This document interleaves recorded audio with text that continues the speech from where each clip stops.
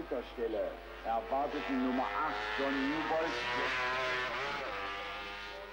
En 1976, le grondement du 4 temps de la célèbre 500 MV Agusta italienne résonne encore une fois sur le circuit du Nürburgring en Allemagne. Ce fut là la dernière apparition en course pour cette machine et son célèbre pilote. Un pilote qui ne remporta pas moins de 7 championnats du monde dans la catégorie des 350 cm3 et 8 en 500 cm3. Aujourd'hui, cette moto ainsi que plusieurs autres de la célèbre marque italienne font partie d'une collection privée. Et c'est ici que nous allons avoir l'occasion de rencontrer cet homme au palmarès impressionnant de 122 victoires en Grand Prix dans sa vie, Giacomo Agostini, dit Ago. Je suis très heureux d'être ici au milieu de toutes ces MV Agusta. Ça me rappelle tant de bons souvenirs. Ma vie, ce sont ces MV Agusta. Mais comment démarra ce fabuleux partenariat ? J'ai commencé très jeune, j'avais 9 ans quand j'ai remporté mon premier trophée, avec une petite moto, une 50 cm3.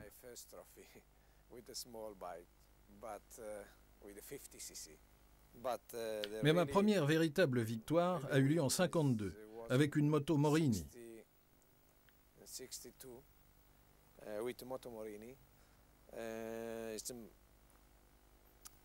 Ma première victoire en 175 cm3.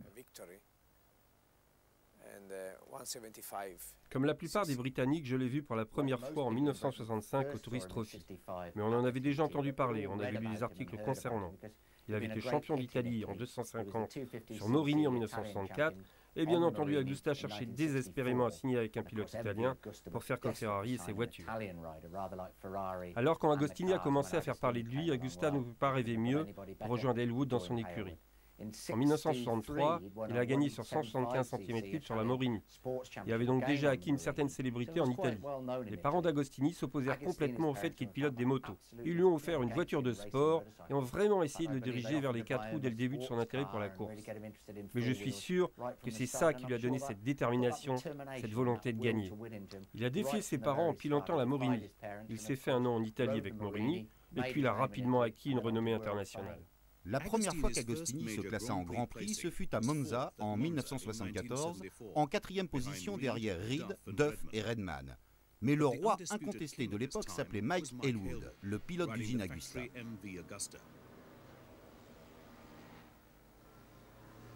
Mike fut champion du monde en 500 cm3 de 1962 à 1965.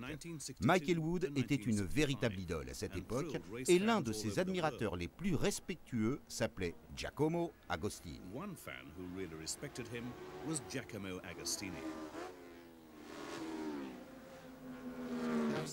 Quand j'ai commencé à courir, en fait tout au long de ma carrière, j'ai souvent été en compétition avec plusieurs très bons pilotes. Mais le meilleur d'entre eux, le plus important et le plus difficile à battre, aura sans aucun doute été Mike Elwood. J'ai longuement couru avec Mike. C'était un gentleman, un véritable ami, mais aussi, avant tout, un pilote très rapide. Ago rejoignit donc l'équipe MV et nous lui avons demandé comment s'était passée son intégration. Le directeur de MV Agusta m'a appelé et m'a demandé d'aller parler directement avec le comte Agusta. J'étais très content parce que c'était le rêve de tout pilote de courir pour Agusta. J'ai donc visité l'usine et j'ai signé avec MV Agusta.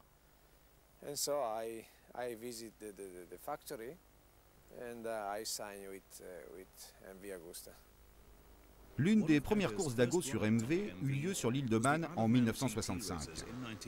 Cette course alignait les pilotes rivaux habituels comme Jim Redman, Phil Reed et bien entendu les deux pilotes Agusta, Mike Elwood et Giacomo Agostini.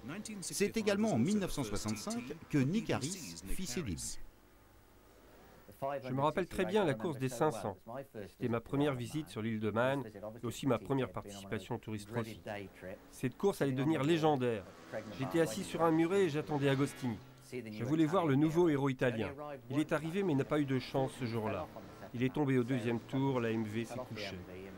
Les conditions météo étaient catastrophiques, typiques de l'île de Man.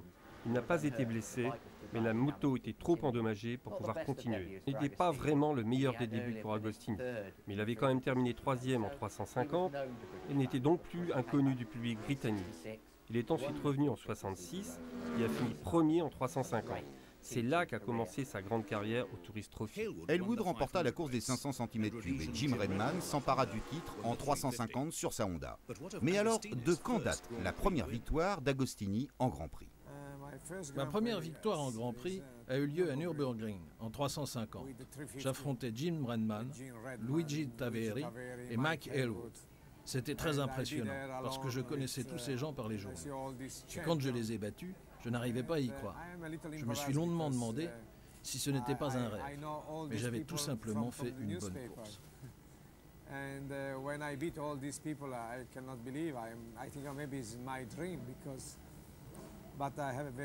Je m'étais bien battu avec Redman tout au long de la course et finalement, c'est moi qui ai gagné.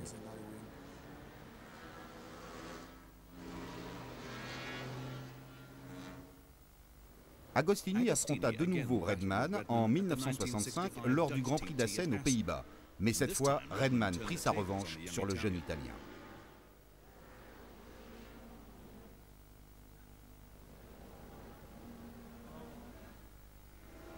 Redman et Elwood ont certainement eu une grande influence sur la carrière d'Ago. Mais quelles furent les idoles de ses débuts?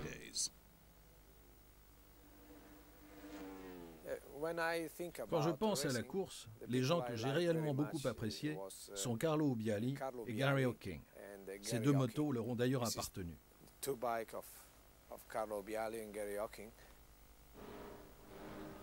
Carlo Ubbiali était originaire de Bergame, tout comme Agostini, et remporta par 9 fois le titre de champion du monde, d'abord sur Morini, puis sur MV Agusta.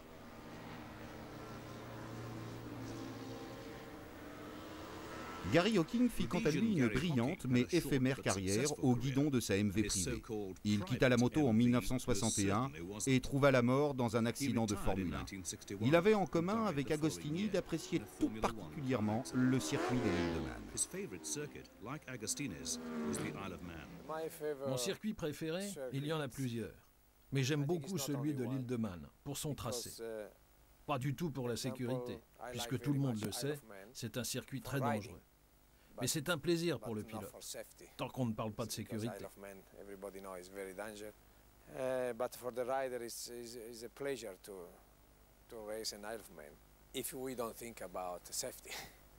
En 1967, on célébrait le 60e anniversaire du Tourist Trophy.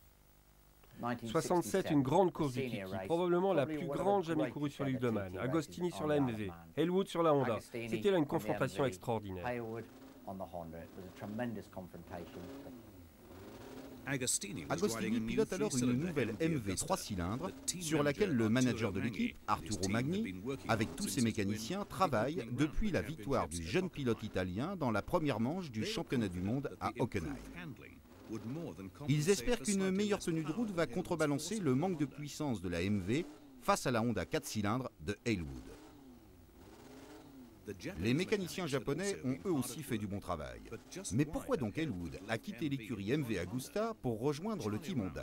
Charlie Rousse nous donne son avis sur la question. La façon dont Elwood était traité par Agusta, principalement par le comte lui-même, Domenico Agusta, était relativement étrange. Ce n'était plus un secret pour personne qu'Agusta voulait un champion du monde italien en 500, bien que jusque-là, il avait su se satisfaire des titres des Anglais Surtees, Hocking ou encore Elwood.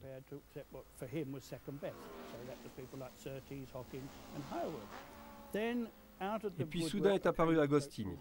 Et bien qu'il soit sous contrat avec Agusta, il est devenu clair pour tous les journalistes dont je faisais partie à l'époque qu'Elwood était en train de devenir le deuxième pilote. Agostini était devenu pilote numéro 1 de l'équipe et se voyait confier à la nouvelle 3 cylindres, la 350.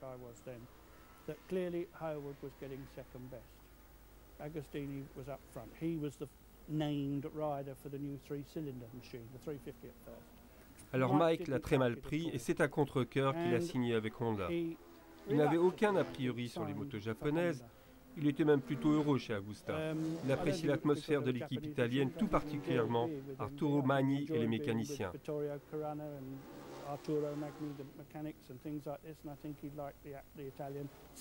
Mais en dépit de tout ça, il a donc signé chez Honda avec la promesse qu'il se verrait confier la nouvelle 500, avec laquelle il pourrait affronter Agostini. La course des 500 tombe le jour du 25e anniversaire d'Agostini. Il a terminé second derrière Elwood 2 jours auparavant lors de la course des 350, le TT Junior, et espère bien faire mieux à cette occasion. Les deux pilotes s'entendent très bien en dépit des tractations dont ils font l'objet. Mais une fois sur la piste, ils redeviennent immédiatement de farouches rivaux, tout en étant très respectueux l'un de l'autre. À quelle sorte d'opposition vous attendez-vous de la part d'Agostini pour la course de vendredi par rapport à celle d'aujourd'hui? Je m'attends à beaucoup plus d'attaques. Et pourquoi? Premièrement parce que la MV est plus facile à piloter. Et de toute façon, il attaquera plus vendredi. À mon avis, il s'est sans doute économisé aujourd'hui. Je présume que vous êtes extrêmement motivé pour vous assurer la victoire vendredi. On peut le dire, oui. Aucun Italien n'a encore remporté cette course, le TT Senior. Il y a donc encore plus de pression sur Ago qu'à l'accoutumée. Mais ça, le pilote italien ne le laissera jamais paraître.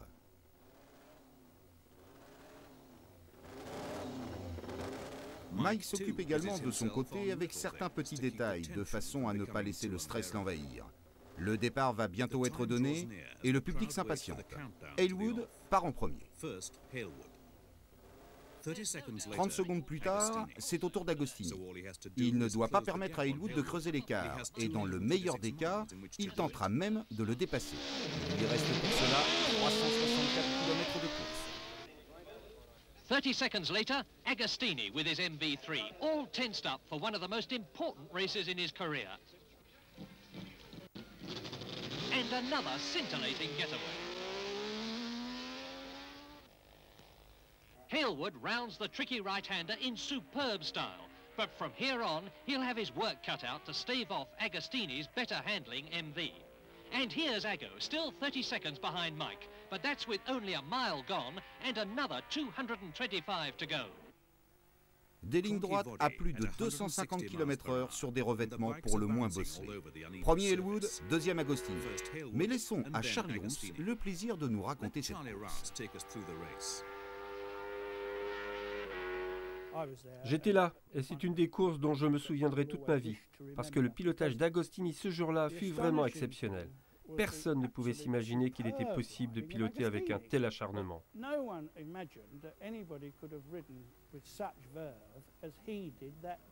Ils tournaient ensemble à plus de 180 de moyenne, quasiment sur chaque tour. Agostini menait la course, il pilotait la nouvelle MV 500 3 cylindres et Elwood était bien entendu aux commandes de la nouvelle Honda. La japonaise était considérée comme la plus puissante. Il aurait dû se dégager plus facilement, il avait en tout cas toute la puissance nécessaire pour le faire. Mais malheureusement, la moto était très difficile à manier. Personne ne savait cela, sûrement pas les journalistes ni les spectateurs sur l'île, et à mon avis, encore moins les ingénieurs de chez Honda. Je pense que le seul à savoir que cette machine serait plus difficile à piloter qu'un cheval de rodéo, ce fut Mike Hailwood lui-même.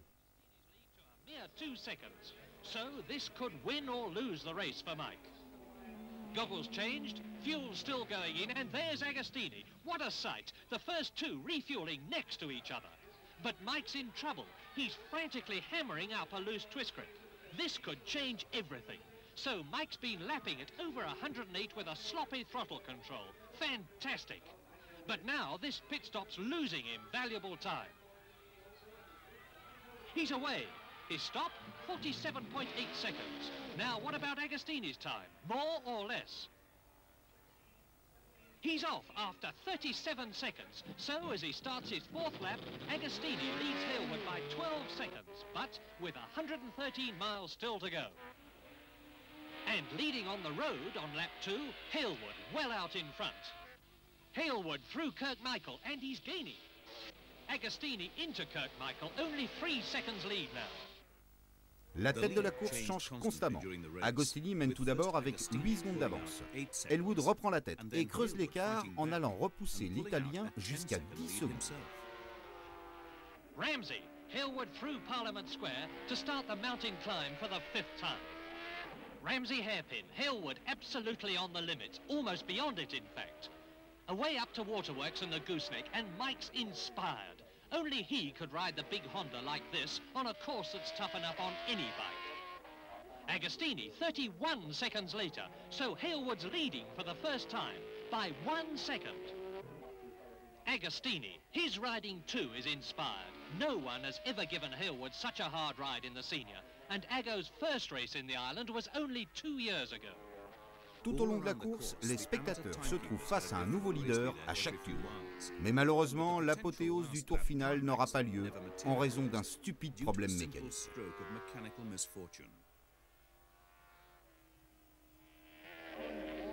C'était sur l'île de Man.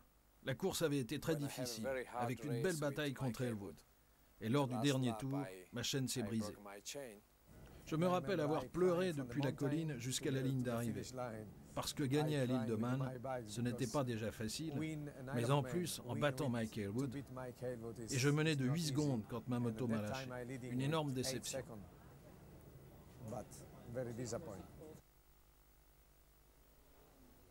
Alors que la MV privée de sa chaîne est ramenée vers le paddock, Agostini, extrêmement déçu, s'éloigne de l'agitation du circuit. Mais en bon italien, il décide de célébrer différemment son anniversaire.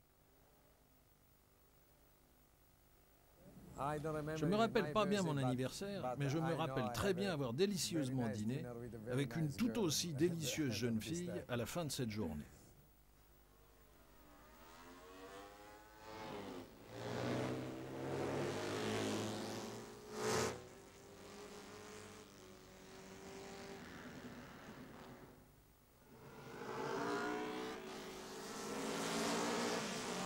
Le Grand Prix suivant se déroule à Assen, aux Pays-Bas. On y retrouve un nouvel affrontement, Halewood-Agostini.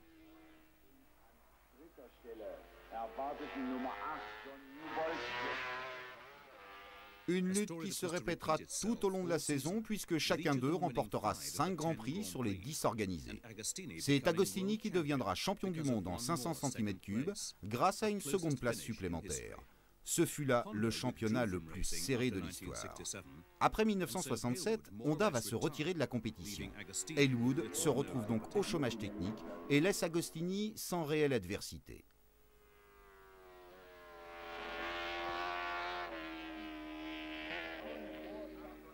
Agostini fera quelques essais sur 4 roues chez Ferrari, mais reviendra rapidement à la moto, son premier amour. En 1968, il remportera les 10 manches du championnat en 500 cm3 et pas moins de 7 en 350 cm3. C'était là une éclatante preuve de ses talents de pilote et de la fiabilité de la MV Agusta. Nous voici maintenant en 1972 et l'Italien est de retour sur l'île de Man dans l'idée de continuer sa formidable série de victoires en 350 et en 500. Sur les 8 manches courues, il en a déjà remporté 7. Sa seule défaite lui ayant été imposée par Tony Jeffries sur Yamaha au TT Junior.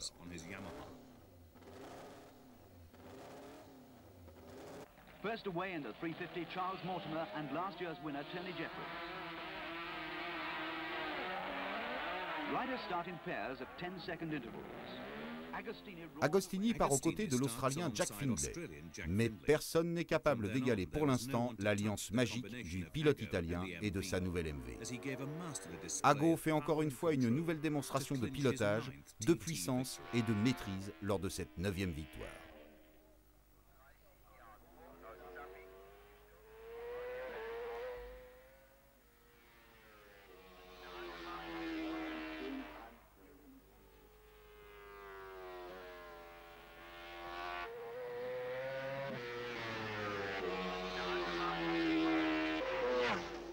Governor's Bridge, the last corner on the circuit. And Agostini has only half a mile to go to win his 9th TT.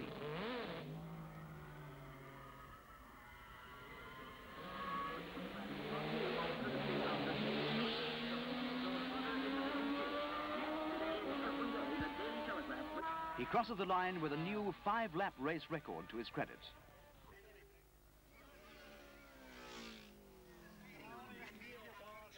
Le soleil et les sourires sont éclatants lorsqu'Agostini monte à la tribune officielle. Mais c'est la course de vendredi qui aura un effet décisif sur la carrière d'Agostini. Nick Harris nous raconte cette histoire. Je l'ai vu participer à son premier TT en 1965 et malheureusement, je l'ai également vu participer à son dernier TT en 1972. C'était une de ces journées typiques sur l'île de Man, un jour gris et embrumé. Son grand ami Gilberto Parlotti courait en 125 cm3 et tentait désespérément de remporter ce championnat. Hélas, Gilberto Parlotti va se tuer dans un accident. Et pour Agostini, il n'était alors plus question de courir l'après-midi. La course a été retardée, une situation classique sur l'île de Man. Mais les organisateurs et l'écurie MV Agusta ont réussi à le convaincre de courir, ce qu'il a fait. Il a remporté la course des 500, mais jura juste après de ne plus jamais piloter sur ce circuit. Cependant, il a toujours reconnu que l'île de Man était l'un des plus beaux circuits sur lesquels il lui avait été donné de courir. Il n'en a jamais dit de mal, mais il n'y est jamais revenu. Il estimait que ce n'était pas un circuit sur lequel il fallait organiser des compétitions. Mais il a aussi dit que chacun devait se faire sa propre opinion, ce qui était là une affirmation pleine de bon sens. En 1972, Agostini décida donc qu'il ne courait plus sur l'île de Man. Mais avant d'y renoncer définitivement, il a donné une dernière journée de plaisir à des milliers de fans et a prouvé qu'il était sans conteste l'un des plus grands pilotes de l'histoire de la moto. Chez MV, Agostini fut rejoint par Alberto Pagani dans la catégorie des 500 et par Phil Reed dans celle des 350. La raison principale du recrutement de Reed fut l'arrivée dans la compétition d'un jeune pilote finlandais, Jarno Saarinen.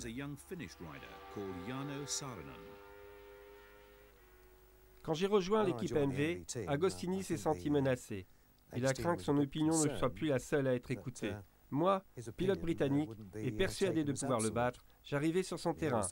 Il respectait évidemment mes capacités de pilote, mais sur un plan personnel, on ne s'entendait vraiment pas.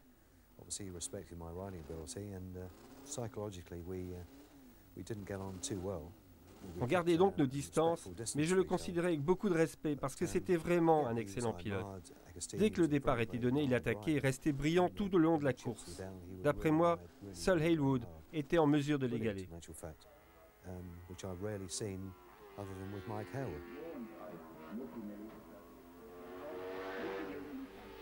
Agostini était le premier à reconnaître qu'il ne lui était pas extrêmement difficile de remporter les championnats 350 et 500 dans la mesure où la MV était une très bonne machine, sans doute la meilleure.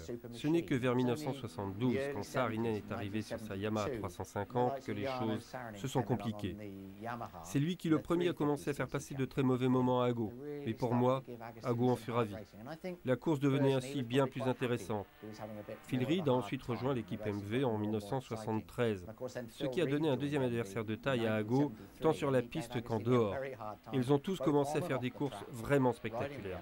Le public s'amusait de plus en plus, et Ago aussi d'ailleurs. Saarinen éclaira véritablement la scène des Grands Prix et ses combats avec Ago restent bien présents dans la mémoire de ceux qui ont eu la chance de les suivre.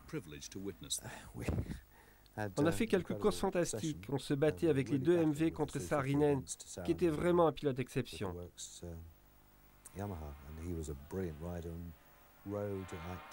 Jamais personne n'avait frôlé autant les limites de pilotage aussi longtemps et d'aussi près. C'était incroyable. Il n'hésitait pas à rouler dans l'herbe et nous donnait vraiment des fils à retordre avec nos MV.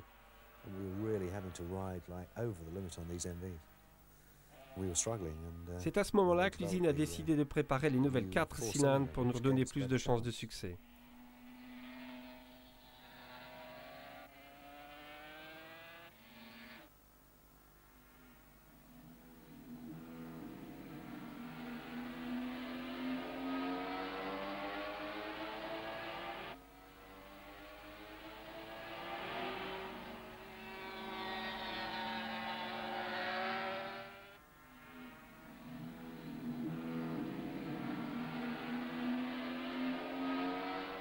En 1973, Yamaha fut tellement impressionné par les performances des deux Finlandais, Lensi Vuori et surtout Saarinen, qu'ils ont construit une nouvelle 504 cylindres 2 temps pour contrer les nouvelles MV. Toute la pression reposait ainsi sur les épaules d'Agostini de MV dès le départ. Saarinen a gagné le premier Grand Prix de la saison sur sa 2 temps. Agostini et Reed ne pouvant que tenter de s'accrocher sur la MV. Agostini, now joined by Phil Reed in the MV team, were really struggling to stay in the hunt. Les débuts de la nouvelle Yamaha 4 cylindres eurent lieu sur un tout nouveau circuit, le Paul Ricard, au Castellet, dans le sud de la France. Saarinen et son coéquipier Hideo Kanaya prouvaient rapidement qu'ils avaient très bien appris la leçon en réalisant les 2 meilleurs temps aux essais.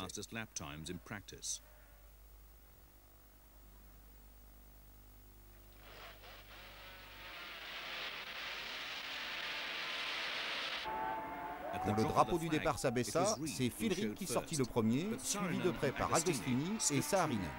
La course était lancée.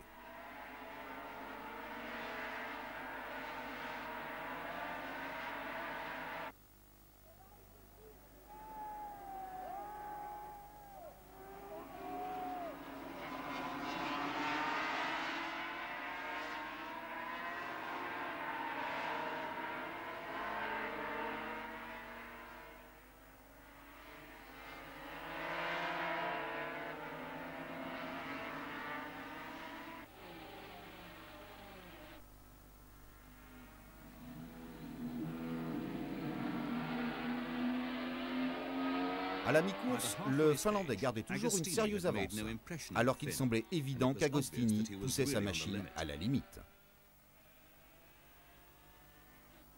Mais alors qu'Ago tente de dépasser des attardés, l'inévitable se produit. Heureusement, les 2 seules choses sérieusement touchées seront la moto de l'Italien et sa fierté.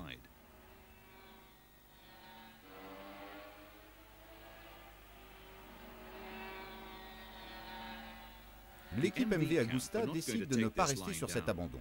Ainsi, dès le Grand Prix suivant, au Salzburgring, en Autriche, Agusta aligne une nouvelle machine afin de relever le défi lancé par Yamaha.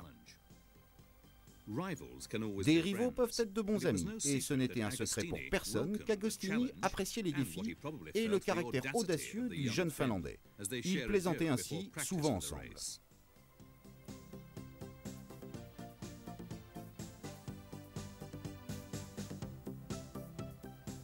Agostini battit le record du tour aux essais, mais malheureusement, la MV cassa. L'Italien dut endurer l'humiliation d'un remorquage par Saarinen. Le jour de la course se leva sous un ciel de plomb, et c'est Reed qui jaillit le premier de la grille de départ sur la 2e MV, suivi de près par Saarinen.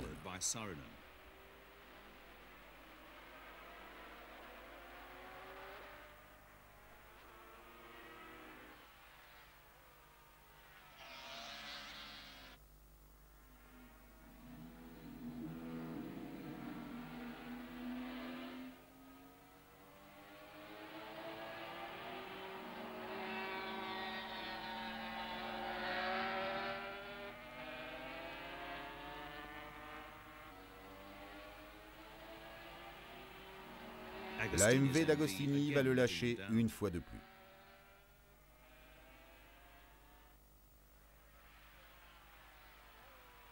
Le Grand Prix suivant eut lieu à Hockenheim, en Allemagne. Après un triste départ, la MV d'Agostini rendit une nouvelle fois l'âme.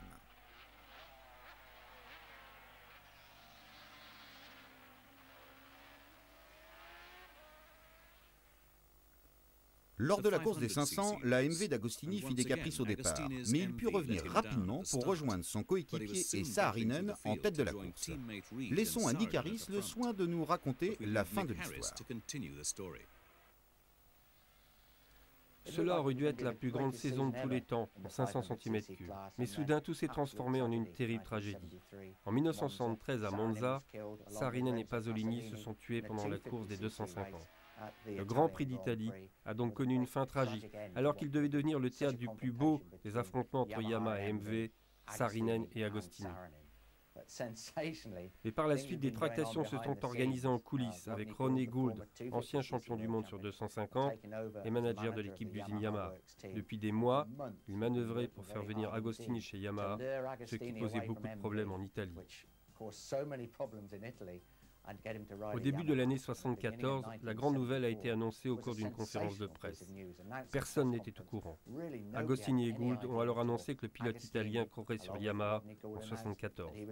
Et Agostini a réalisé des débuts particulièrement foudroyants en remportant les 200 miles de Daytona.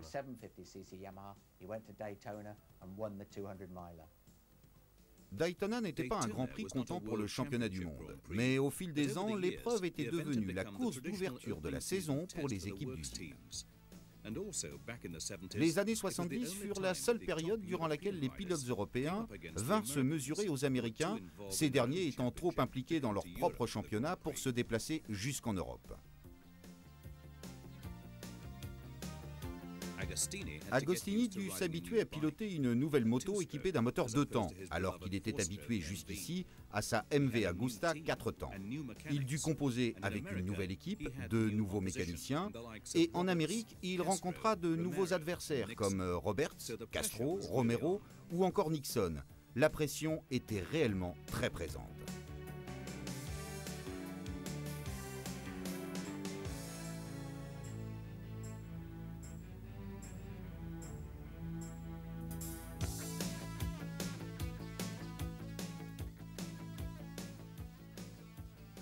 L'adhérence est capitale à Daytona. Regardez ici Barry Sheene.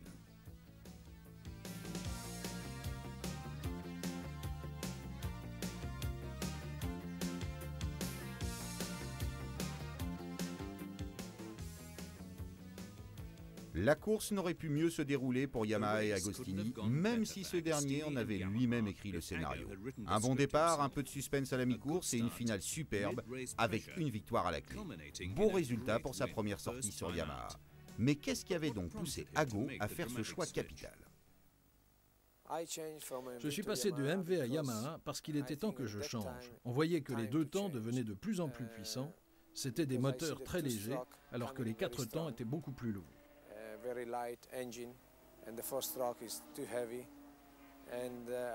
Je me suis dit que l'avenir appartenait aux moteurs 2 temps. C'est pour ces raisons que j'ai signé chez Yamaha. Il n'y avait pas une différence énorme entre un 4 temps et un 2 temps, mais il fallait s'y habituer. En fait, le 4 temps est plus lourd et possède un frein moteur plus important.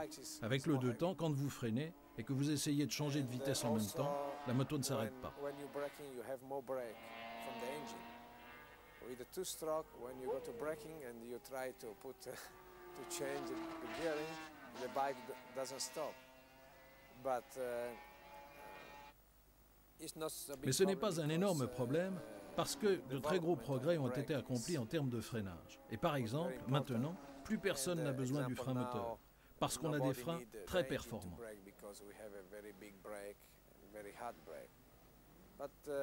En gros, sur l'une, il est difficile de freiner, mais sur l'autre, le moteur est plus léger. Elles se valent l'une l'autre. S'il était évident qu'Agostini était un bon pilote, il se révéla également être un excellent technicien. Écoutons Ian McKay, son ancien mécanicien. À l'époque où je travaillais avec lui, c'était véritablement le plus grand pilote de son temps. Il avait vraiment compris les motos et il voulait le top. Il faisait en sorte de tirer le meilleur de chaque moto et de se trouver ainsi sur ce qui se faisait de mieux. En tant que mécanicien, c'était très gratifiant de travailler avec quelqu'un comme lui.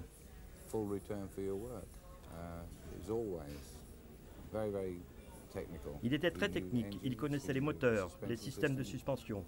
Même s'ils étaient limités à l'époque, il comprenait très bien leur fonctionnement et savait en tirer le maximum. Il y avait d'autres pilotes qui avaient de très grandes capacités, mais à mon avis, Agostini était le seul à cette époque à posséder de telles connaissances techniques.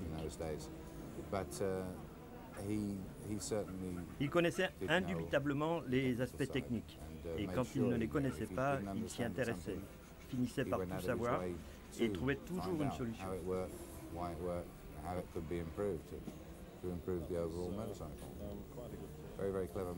Il était très intelligent en ce qui concerne les motos. Lors des essais aussi, il était très fort.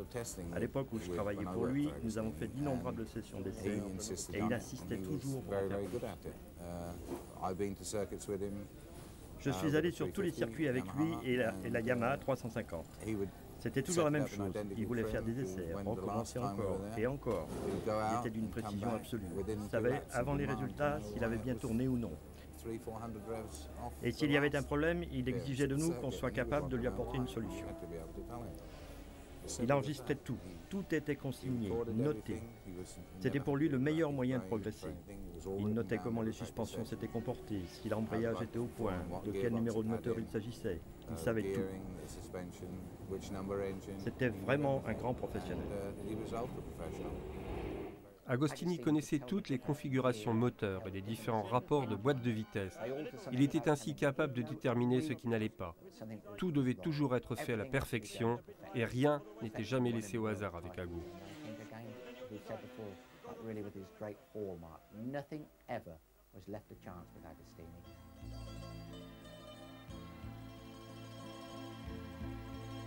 Celui qu'on surnomma bientôt le Campionissimo avait certes une image de playboy, mais la forme physique a toujours tenu une grande place dans son quotidien.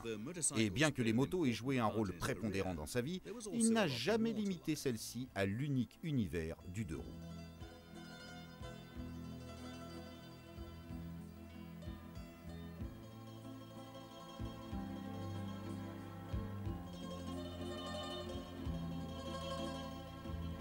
Ago était un vrai professionnel dans tous les sens du terme. On a déjà parlé de son côté perfectionniste sur la piste, de son obsession pour les réglages, de sa minutie. Mais en dehors de la piste, il laissait s'écouler la vie paisiblement et relâchait complètement la pression. C'était désespérant parce que c'était un garçon beau, riche, qui pilotait des motos. Et les autres garçons sur les circuits n'avaient plus aucune chance avec les filles quand il était à proximité. Ago spots the camera, but not the microphone. J'ai dit quelque chose de très mal. Il ne faut pas montrer ça à tout le monde.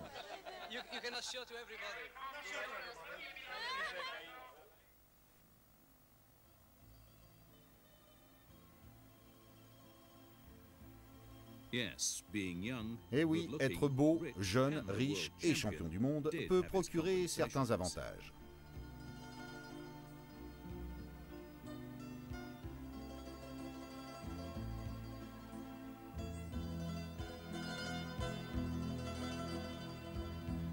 Ce travail harassant auquel Ago est en train de s'atteler en compagnie du champion du monde de F1 Emerson Fittipaldi n'est autre que la réalisation d'un calendrier pour son sponsor, Marlboro.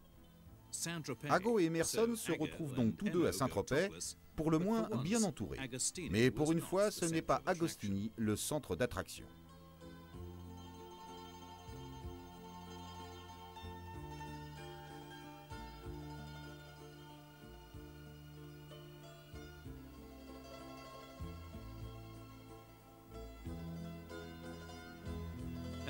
En effet, au départ de la saison 1974, l'ancien coéquipier d'Agostini chez MV est devenu son plus redoutable rival. Phil Reed nous donne son propre avis sur le style d'Ago. Vous savez, Agostini est italien. Dans son pays, les fans et les journaux l'adulent, puisque, comme vous ne l'ignorez pas, les Italiens sont très passionnés. Donc tout ça s'est développé et il est devenu quasiment aussi respecté que le pape. Quand il arrivait sur un circuit au volant d'une de ses Ferrari ou Maserati, il déplaçait les foules. Il était très doué pour le spectacle. Personnellement, ce qui m'intéressait, c'était de gagner les courses. Pas vraiment le côté spectacle et tout ce battage médiatique. Mais lui, en plus, il s'arrangeait toujours pour arriver avec les deux plus belles filles accrochées à ses bras.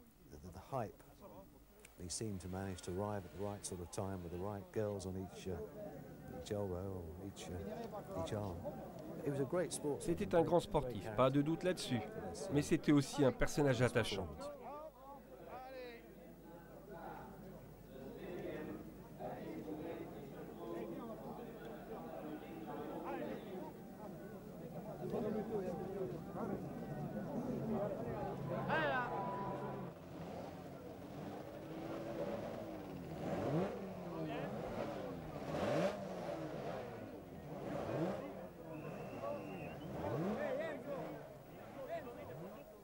Après l'énorme succès de Daytona, le Grand Prix suivant fut le Grand Prix de France à Clermont-Ferrand. Mais il a débuté en forme de désastre pour le pilote italien et sa Yamaha en 350.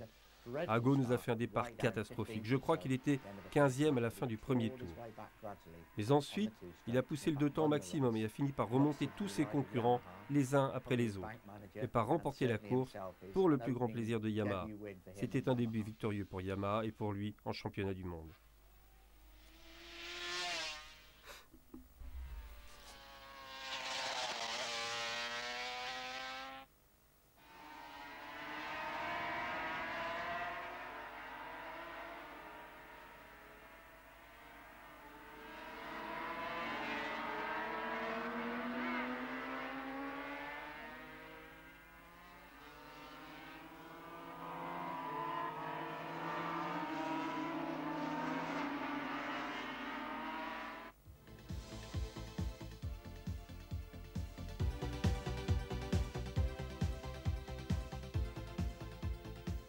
Agostini remporta donc le premier Grand Prix en 350, mais échoua sur le bitume français en 500 cm3. Le départ de la Manche autrichienne allait se donner, comme d'habitude, sous un ciel très pluvieux, ce qui n'étaient pas les conditions climatiques préférées d'Agostini. Son plus grand rival serait à nouveau Reed sur MV Agusta.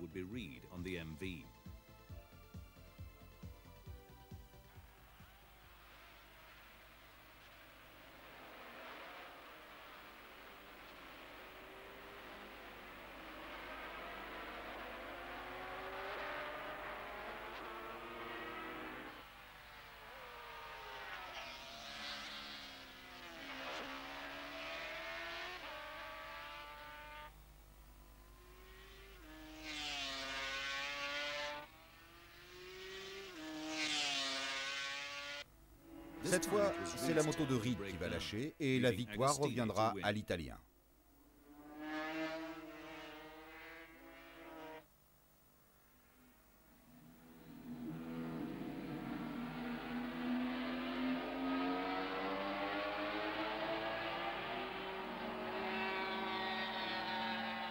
Mais Ago pouvait-il remporter aussi la manche des 500 en Autriche? Et la réponse fut oui. Un beau doublé qui allait se répéter une fois de plus à l'occasion du Grand Prix d'Assen aux Pays-Bas.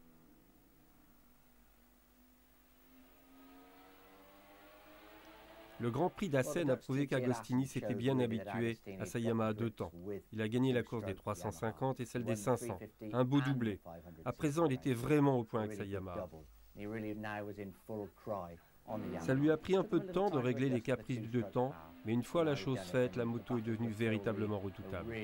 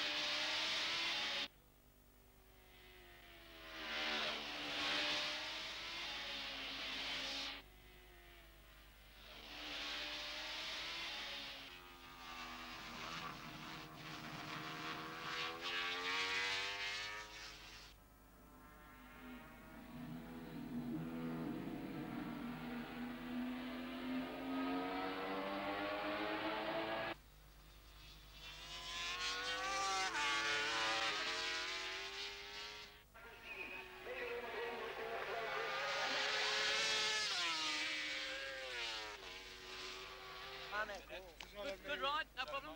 Good, fantastic, fantastic. Good ride, terrific. What are you laughing? I don't know, I haven't got times. I haven't got times yet. C'est également à Assen qu'on fit la connaissance du nouveau pilote américain Yamaha, Kenny Roberts, que l'écurie japonaise avait convaincu de venir défier les Européens sur leur propre terrain. Mais la course se déroulant cette même année à Mallory Park en Grande-Bretagne fut l'occasion du premier incident entre les méthodes de l'Américain et celles de l'Italien.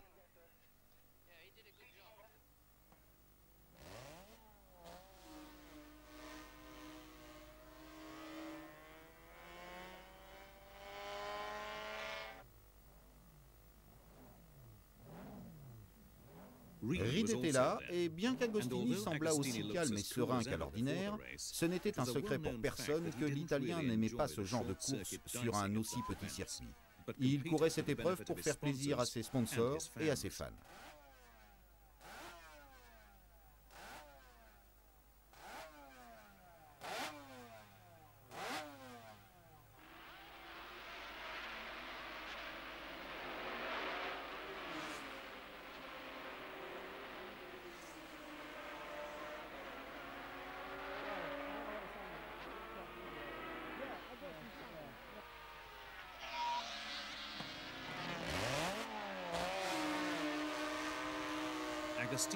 Ago se contente du tour de chauffe comme entraînement et réalise des essais parfaits. Dès le départ, il attaque Roberts pour prendre la tête dans le virage de Gerrard.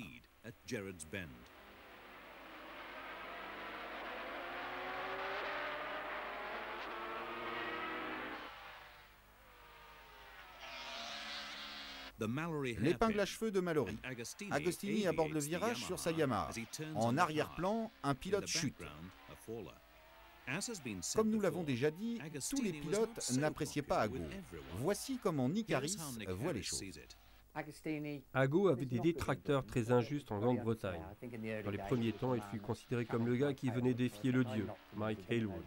Et les années suivantes, une fois au sommet de sa carrière, il est toujours resté en Grande-Bretagne comme une cible idéale, puisqu'il était le meilleur.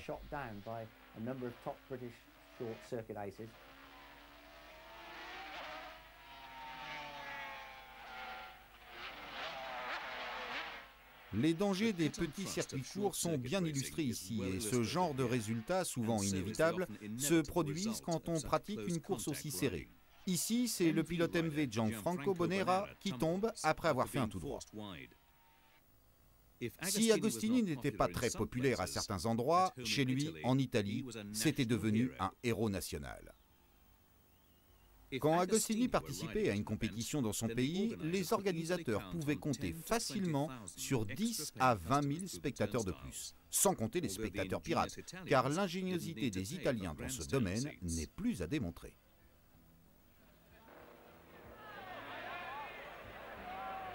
En 1975, Agostini, né 33 ans plus tôt à Bergame, dans le nord de l'Italie, était sorti de la plus complète obscurité pour devenir l'un des Italiens les plus célèbres au monde. C'était là un magnifique ambassadeur pour son pays et pour le sport. Il parlait plusieurs langues étrangères, était à la tête d'affaires très florissantes, en plus d'être un grand pilote détenant 14 titres de champion du monde. Il était donc somme toute logique qu'il soit autant apprécié par le public et par les journalistes. Mais c'est quand le drapeau s'abaissait qu'il se sentait le mieux et qu'il pénétrait dans l'atmosphère qu'il préférait.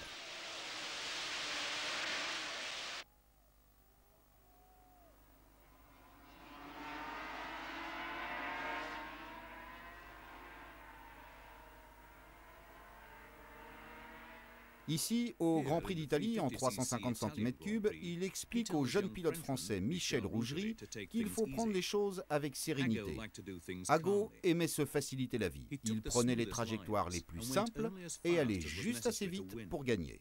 Jamais plus, mais jamais moins. Et c'est précisément ce qui fit de lui un grand champion.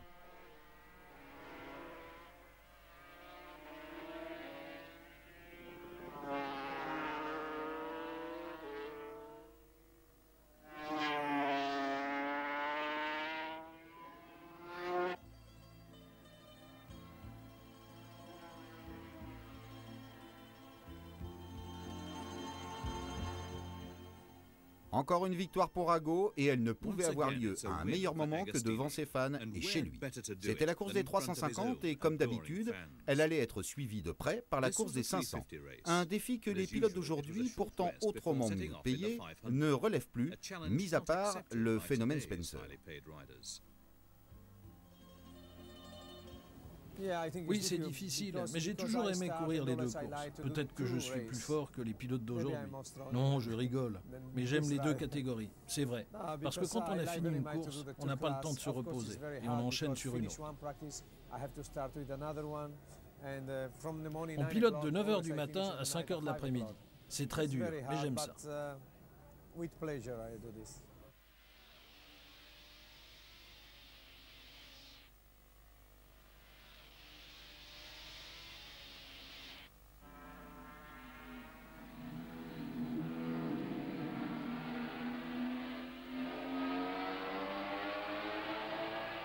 Ici, Agostini affronte son compatriote Bonera qui roule sur MV. Cette épreuve se termine plutôt mal pour Ago puisqu'il tombe en panne d'essence alors qu'il était en tête dans le dernier tour de la course. Une déception amère qui ne fut pas facilitée par les centaines de personnes qui affluèrent immédiatement pour lui demander pourquoi il n'avait pas gagné la course. Mais pour Ago, il n'y avait nulle part où se cacher. Un nouveau jour, une nouvelle course. Le circuit des Grands Prix s'est déplacé vers Spa-Francorchamps dans les Ardennes belges. Yamaha va tester une nouvelle 500 pour affronter les MV sur ce circuit considéré comme le plus rapide de tous les tracés de la saison. Arturo Magni, le manager de l'équipe Agusta, et Phil Reed montrent beaucoup d'intérêt pour la nouvelle machine avant la course. J'avais quelques soucis avec la MV, alors on m'a demandé d'aller voir Agusta pour discuter des problèmes que j'ai rencontrés avec la moto. Obtenir une entrevue avec lui n'était pas facile, et le fait d'avoir pu le rencontrer m'a redonné confiance. Je suis donc allé au Grand Prix de Belgique au mieux de ma forme, le circuit me convenait, toutes mes appréhensions m'avaient quitté. Quand je suis arrivé à la fin du premier tour, les gens pensaient qu'il y avait eu beaucoup d'accidents parce qu'ils ne voyaient pas d'autres pilotes derrière moi. J'ai passé la ligne d'arrivée, j'ai filé vers la colline et là seulement les autres sont arrivés. J'avais vraiment pris beaucoup d'avance. Tout ne s'est pas vraiment passé comme prévu pour Yamaha et Ago parce qu'il y avait à Spa un certain Phil Reed qui l'année précédente était encore l'équipier d'Ago chez Agusta. Et Reed était toujours chez MV Agusta. Ce type avait juré de battre Yamaha. Et c'est exactement ce qu'il a fait. Il y avait un grand conflit entre les deux hommes. Ils avaient tous les deux piloté pour MV. Alors maintenant qu'ils étaient dans des équipes concurrentes, le combat pouvait vraiment avoir lieu. Reed a été très brillant cette année. Je me rappelle avoir été à Spa pour le Grand Prix de Belgique. Reed pilotait la MV en attaquant les Yamaha d'Agostini. Une semaine auparavant, Ago avait pourtant remporté le Grand Prix d'Assen. Mais il faut admettre qu'à Spa, Reed l'a surclassé. Et ça a fait peur à l'Italien, parce que ça signifiait que Reed pouvait encore remporter d'autres courses et donc le championnat. Le championnat 1974 se conclut par le Grand Prix d'Anderstorp en Suède. Reed, Sheen et Agostini ont tous trois leur chance de décrocher le titre. Mais les trois prétendants au titre vont se retrouver impliqués dans l'accident qui déterminera le résultat final. Au départ, tout le monde s'élance sans accrochage, avec un départ canon de Tom Herron depuis la 3e ligne de la grille de départ.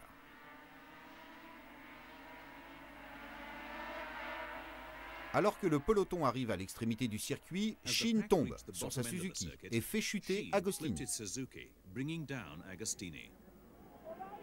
Laissons à Phil Reed, l'un des protagonistes, le soin de nous raconter ce qui s'est produit. La saison s'est terminée avec le crash d'Agostini au Grand Prix de Suède. Sheen menait à ce moment-là et Ago n'a pas réagi assez vite pour l'éviter. On roulait tous les trois, roue dans ce petit virage très glissant. J'ai resserré ma trajectoire dans la courbe alors qu'Ago s'est relevé. Il a percuté Sheen et pas moi. Et j'ai gagné. Lansivori remporte la course et Phil Reed le championnat. Mais les commentaires de Reed par la suite ne firent rien pour arranger les choses entre lui et... Il y a quelque temps, Agostini a dit que si on faisait courir sur la même moto, les 4 meilleurs pilotes du moment, parmi lesquels il vous fait figurer, eh bien, d'après lui, vous finiriez 4e. 4e ou 5e? Oui. C'est lui qui gagnerait, bien sûr. Oui. Que dites-vous de ça? J'en dis qu'au vu de ses résultats sur les 2 dernières saisons, c'est plutôt lui qui aurait toutes les chances de se retrouver 4e. Comme vous le rappeliez tout à l'heure, c'est un Italien et il a un fort tempérament, ce qui n'est pas une critique. Pensez-vous qu'il soit démoralisé? Sera-t-il capable de revenir? Il est en train de se nourrir de ce qui se dit dans la presse. C'est sa technique habituelle, ça le booste pour le début de la saison. À mon avis, il faut attendre de voir ce qui se passera et s'il fait de bons résultats au 2 premiers Grands Prix. Bien sûr, en 1975, Yamaha et Agostini étaient au point. Ils ont dominé tout le championnat 500. C'était le vainqueur indiscuté de la saison et c'était aussi la première fois qu'une moto japonaise remportait le championnat du monde des 500. C'était très important pour Yamaha. Et malheureusement, l'équipe japonaise a décidé de se retirer de ce championnat. Et à la fin de la saison 75, Agostini s'est retrouvé alors sans machine. Il a choisi les 2 options suivantes. Sur certains Grands Prix, il a piloté une Suzuki RG personnelle et sur d'autres, il est revenu sur une MV Agusta pour le plus grand plaisir des fanatiques italiens. Il a d'ailleurs fait quelques courses exceptionnelles sur la MV. On se retrouvait maintenant sur Suzuki. Pourquoi? Je pense que la Suzuki est très rapide. Je vais laisser la MV 500 pour quelques courses et quand MV aura sorti son nouveau moteur, je courrai de nouveau sur une MV.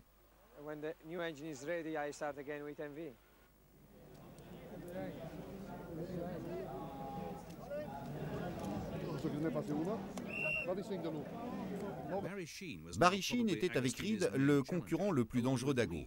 Mais une fois de plus, le Campionissimo n'eut pas de chance puisque sa Suzuki connut des problèmes d'allumage.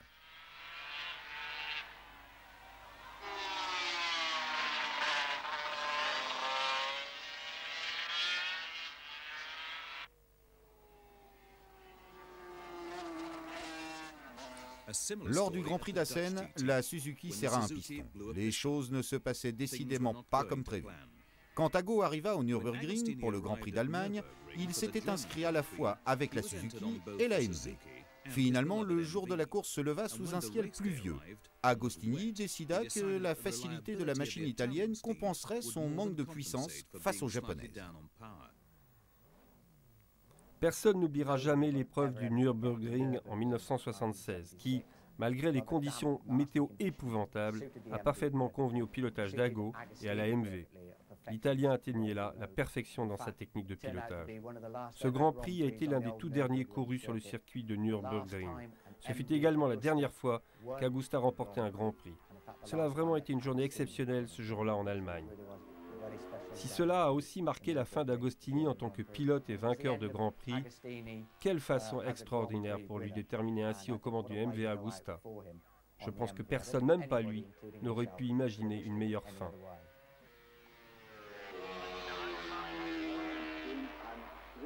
Ago a donc quitté la compétition, mais comme la plupart des pilotes, il n'a pas réussi à quitter l'univers des Grands Prix moto. 10 ans plus tard, on l'a donc retrouvé sur le même circuit du Nürburgring, mais cette fois en tant qu'entraîneur d'un certain Eddie Lawson, un Californien qui a ensuite remporté 4 titres de champion du monde. Il a enseigné son perfectionnisme à Lawson, qui a calqué son attitude sur celle du champion italien. La préparation de la machine, ainsi que sa propre préparation physique, s'effectue toujours dans les moindres détails jusqu'à la perfection. Aujourd'hui encore, je suis entouré de motos et j'ai même été le manager d'une écurie. J'ai eu ma propre équipe. C'était beaucoup plus compliqué que de piloter parce qu'il fallait contrôler les pilotes, les motos et trouver des sponsors. Mais c'est un travail que j'ai énormément apprécié parce qu'il m'a permis de rester dans le monde des courses de moto et que j'aime définitivement ces machines.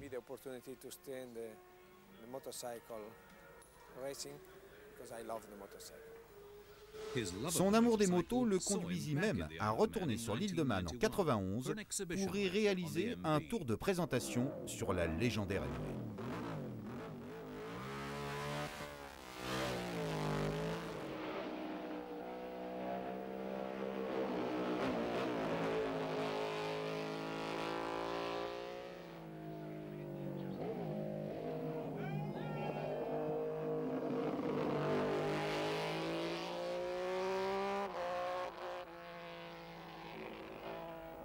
À chaque endroit célèbre, Agostini et la MV reçurent un accueil triomphal.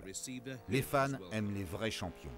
Et quel circuit pouvait mieux convenir à ce tour d'adieu que l'île de Man, sur lequel le Campionissimo fit ses premières armes 36 ans auparavant.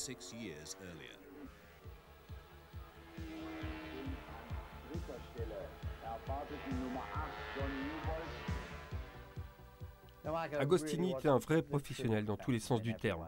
Rappelons son perfectionnisme sur la piste. Il savait régler une machine mieux que quiconque. Tout devait être parfait, et même lorsqu'il était sur le podium, il s'arrangeait pour se tourner dans tous les sens, de façon à ce que la totalité de ses sponsors soit contents. Rien n'était jamais laissé au hasard avec Ago. C'est pour ça qu'il a remporté 15 titres de champion du monde et 122 grands prix. Et c'est pour ça que ce fut un si grand champion. Pour moi, il est le pilote de Grand Prix par excellence.